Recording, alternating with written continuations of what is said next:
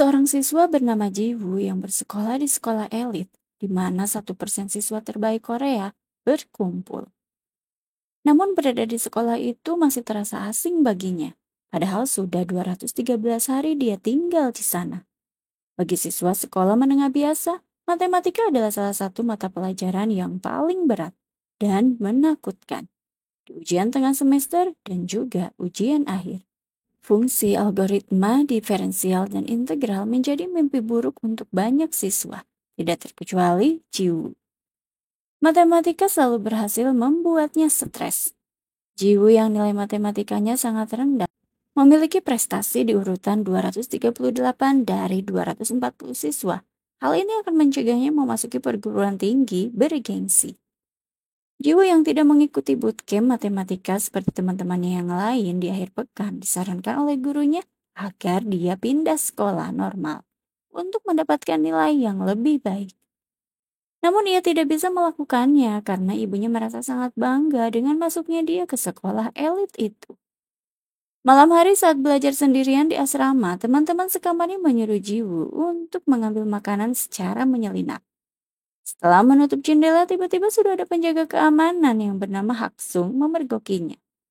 Tindakan Jiwoo yang dilaporkan ke guru mengharuskan dirinya diskors karena melindungi teman-temannya. Ia pun tidak diperbolehkan untuk tinggal di asrama sekolah selama sebulan penuh. Jiwoo yang tiba di rumahnya membersihkan rumahnya terlebih dahulu.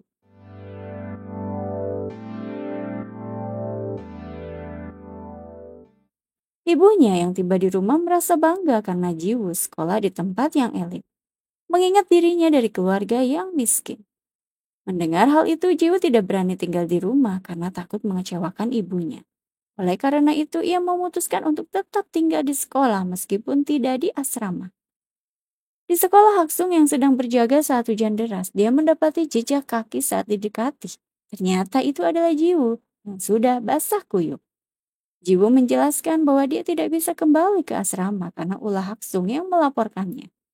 Jiwoo pun beralasan jika dia juga tidak bisa masuk ke rumahnya karena orang tuanya sedang bepergian dalam waktu yang amat lama dan tidak meninggalkan kunci rumah.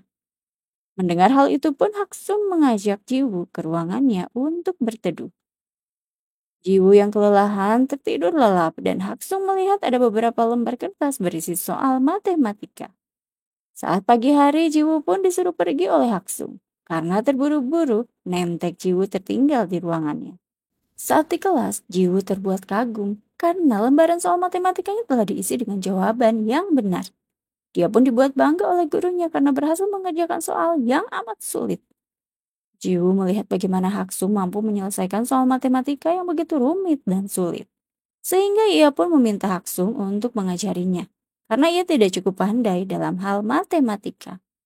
Namun Haksung menolaknya. Haksung mendengarkan pembicaraan guru-guru di sekolah itu yang akan merekomendasikan Jiwoo untuk pindah dari sekolah elit. Karena selain nilainya yang di bawah rata-rata, Jiwoo adalah anak dari janda yang hidup dalam kemiskinan. Dengan keadaan itu, para guru berpikir bahwa Jiwoo sangat tidak pantas berada di lingkungan sekolah ini. Malam harinya, Jiwoo yang gigih meminta Haksung mengajarinya matematika. Jiwoo diajak Haksung masuk ke ruangannya. Di sana Jiwoo diinterogasi sebagai bentuk keyakinan Haksung akan Jiwoo. Jiwoo pun diberi selembar kertas berisi tempat di mana dia harus menemui Haksung dan membawa susu stroberi besok sebagai imbalannya. Esok harinya Haksung pergi ke tempat daur ulang Daesung. Dia menemui temannya yang bernama Kichul untuk membeli barang daur ulang. Malam harinya Jiwoo pergi ke ruangan di mana sudah ada Haksung yang menunggunya untuk mengajarinya matematika. Namun ada beberapa aturan yang harus dipatuhi oleh Jiwoo.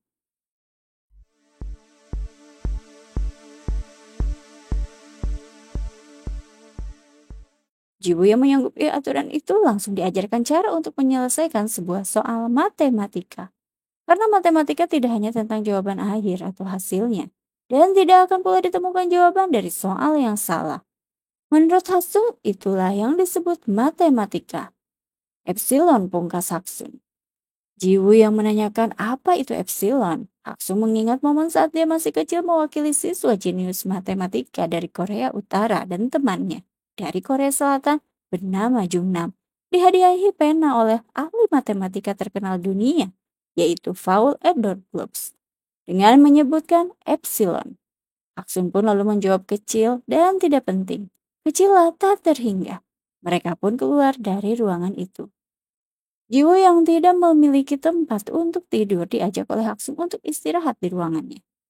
Haksung yang beristirahat sambil mendengarkan lantunan dari Johann Sebastian Bach, digelari bapak musik klasik dari radio miliknya. Jiwo juga mengetahui lantunan musik ini karena saat di rumah ibunya sering mendengarkan. Jiwo pun memainkan alunan musik itu lewat ponselnya, terdengar oleh Haksung. Suaranya lebih bagus kualitasnya.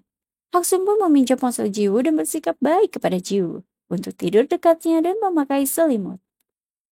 Di kelas, wali kelas merangkap guru matematika mengumumkan akan diadakan kompetisi matematika terbesar di Akademi Donghun, yaitu penghargaan Pythagoras, di mana kompetisi ini akan dijadikan ujian akhir, dan masih ada waktu 2 bulan untuk mempersiapkan mengikuti kompetisi ini. Di supermarket, Jiwo yang rutin membeli susu stroberi terlihat oleh Boram yang memperhatikan Jiwo. Setiap malam, Jiwo pun berguru matematika kepada Haksung. Selama belajar dengan Haksung, Jiwo yang awalnya merasa kebingungan dan kesulitan karena Haksung mengajar dengan cara yang cukup berbeda dari gurunya di sekolah. Namun lambat laun, ia mulai memahami maksud cara dari Haksung tersebut.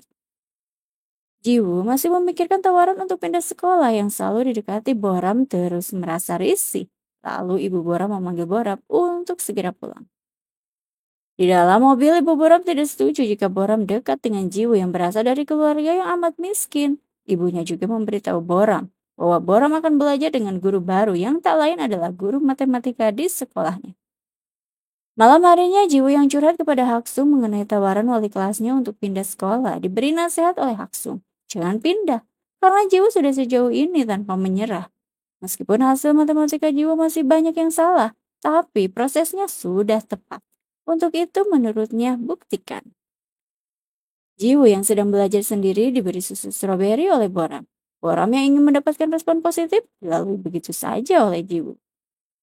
Malam harinya, seperti biasa Jiwo yang sedang bergurau kepada Haksun mendapati Boram yang berteriak kencang. Haksun yang terlihat bersikap baik kepada Boram. Dan saat di luar ruangan mereka mendapati teman sekamar Jiwo tengah mengambil makanan secara diam-diam. Haksun yang tidak menangkap mereka pun membuat Jiwo merasa tidak adil. Malam hari selanjutnya Boram diajak Jiwo untuk memainkan piano bersama Haksun. Mereka pun mengalunkan nada-nada yang amat indah.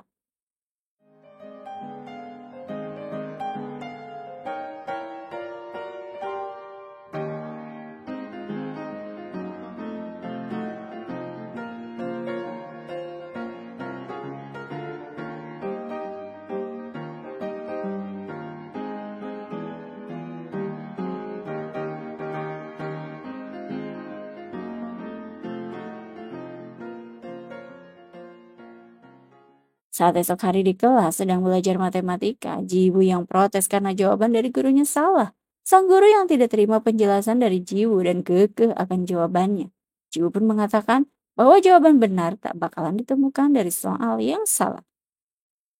Jiwo pun disuruh untuk keluar kelas. Dan guru matematika memastikan jika cuma ada satu tugas untuk peserta ujian, yaitu memahami kemauan penguji.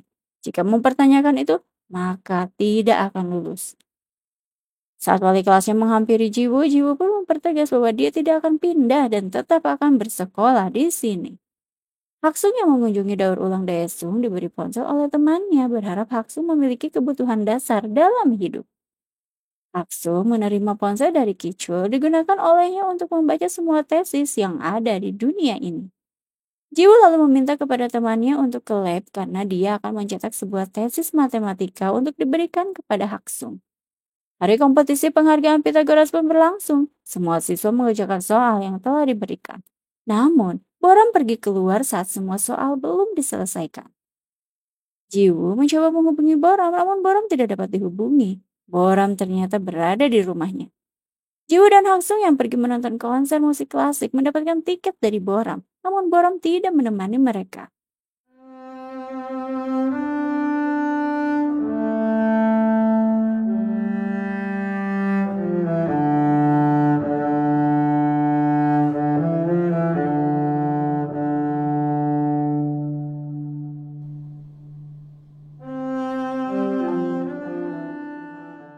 Selesai melihat konser musik klasik, Haksu mengajak Jiwoo makan malam bersama di kediamannya. Boram yang memakai akun anonim Facebook memberitahu publik bahwa soal Pythagoras bocor. Para penguji kompetisi penghargaan Pythagoras yang belum tahu siapa yang mengekspos hal itu diminta ketua penguji untuk mengekspos dan menghukum mereka. Karena menurutnya hal ini akan menimbulkan kegaduhan jika Dewan Pendidikan tahu. Di toko buku saat Haksun dan Jiwoo selesai bertransaksi, tiba-tiba Pilju dari Universitas Kim Il Sung jurusan ekonomi menghampiri mereka. Menyadari bahwa itu adalah Ri Haksung, seorang jenius matematika Korea Utara. Pilju yang menyangka Jiwoo adalah Taeyun, anak dari Haksun, terlihat memuji dan so akrab dengan mereka. Pilju lalu memberikan kartu namanya. Di rumahnya, Haksun mengingat momen bersama anak semata wayangnya.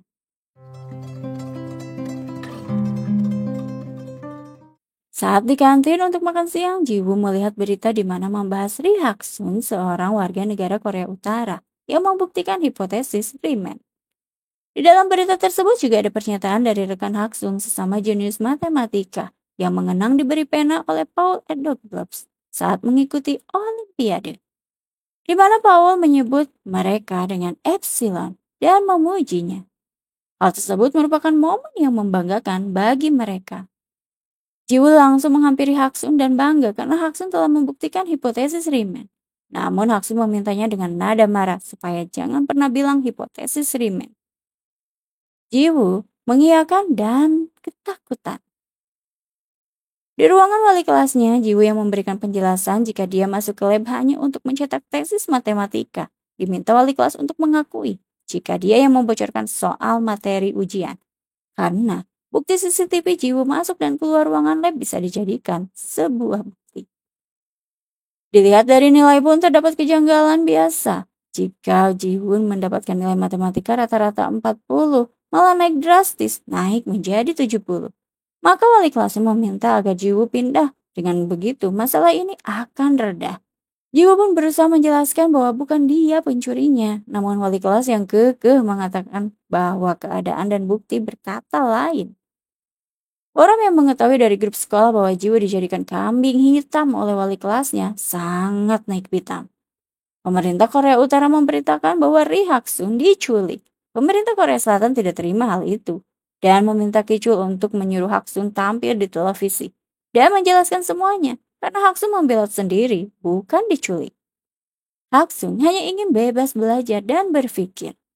Pilju yang menemui Haksun mengajaknya untuk kembali ke Korea Utara di mana di sana sudah disediakan penthouse dan pusat penelitian untuk Haksun. Namun Haksun menolaknya. Di kediamannya Haksun diminta oleh Kichul untuk tampil di televisi. Lalu temannya memberikan berkas penelitian yang hampir dibakar oleh Haksun. Haksun pun menolak semua itu. Jiwoo mendengar semuanya. Saat teman Haksun pergi keluar, dia pun masuk ke dalam kediaman Haksun. Melihat Haksun membereskan kopernya, Jiwoo menanyakan kapan Haksun akan kembali. Namun Haksun yang masih emosi malah memarahi Jiwoo dan pergi berlalu begitu saja. Saat hendak membeli tiket, Haksun yang bingung akan tujuannya langsung tidak jadi membeli tiket. Dia pun terdiam sejenak untuk merenung. Saat melihat remaja lelaki, dia teringat anaknya yang menginginkan pulang ke Korea Utara dan ditembak saat berenang menuju utara. Sementara itu, Jiwoo yang melihat ibunya tertidur pulas menempelkan stempel ibunya, bentuk persetujuan untuk pindah sekolah. Dia pun memberikan kertas tersebut kepada wali kelas. Di kediamannya, Haksun yang diberitahu Boram bahwa Jiwoo dipindahkan sekolahnya, Haksun pun terdiam seketika. Acara penghargaan Pythagoras segera dimulai. Para siswa memasuki ruangan auditorium, sementara Jiwoo membawa kopernya hendak pergi. Tiba-tiba Boram menghentikan Jiwoo, menyuruhnya ikut masuk ke ruangan auditorium dan membawa koper Jiwoo ngibrit lari. Jiwoo masuk ke dalam ruangan, duduk bersama siswa lain. Acara pun dimulai, di mana sang wali kelas menjadi moderator acara tersebut. Profesor Ketua Matematika Postek Jungnam pun memulai pidatonya. Terlihat Haksun memasuki ruangan auditorium. Wali kelas yang menyuruhnya untuk pergi diabaikan oleh Haksun. Hanya mengeluarkan pena yang sama, Profesor Jungnam mengetahui bahwa itu adalah Ri Haksun. Profesor pun menyambut Haksun dan mempersilahkan untuk menyampaikan pidatonya. Di mana Haksun menjelaskan bahwa dirinya mau menyampaikan pidato karena Jiwoo. Dijelaskan bahwa Haksun mengajarinya matematika beberapa bulan ini. yang membuat seisi ruangan pun gaduh. Maksud lanjut menjelaskan bahwa Jiwoo saat ini berada dalam situasi yang sulit, di mana dia tidak mencuri kertas ujian, namun pergi ke lab untuk mencetak tesis. Haksun menunjukkan tesis yang dimaksud. Haksun pun menjelaskan lebih dalam bahwa guru matematikanya lah yang memberikan soal tersebut kepada muridnya. Sang wali kelas yang kewalahan akan fakta yang diungkap, dia pun pergi mundur dari podium. Mendengar penjelasan itu, pihak sekolah mulai menyelesaikan permasalahan kasus soal ujian ini dan menolak permintaan pindah dari Jiwoo. Kichul yang berada di dalam mobil bersama Haksung membuang ponsel yang dia berikan kepada Haksung dan menyerahkan paspor Haksung berkewarganegaraan Korea Selatan. Kichul pun memberikan bingkisan dari Haksung yang dia serahkan kepada Jiwoo. Bora mengetahui sebingkisan itu pena dan draft pertama tesis Riemann, langsung mengambilnya. Mereka pun saling berebut. 3 tahun kemudian, Jiwoo yang tiba di Oberwolfach Research Institute for Mathematics memberikan susu stroberi kepada Haksung. Haksung yang kaget namun menyambut kedatangan Jiwoo dengan sukacita. Mereka pun memecahkan teori matematika kembali. Dan hal tersebut menjadi akhir dari drama In Our Prime. Terima kasih untuk yang sudah mantengin Suara Cece sampai drama ini berakhir ya. Jangan lupa untuk subscribe. Cece pamit dulu. Bye-bye.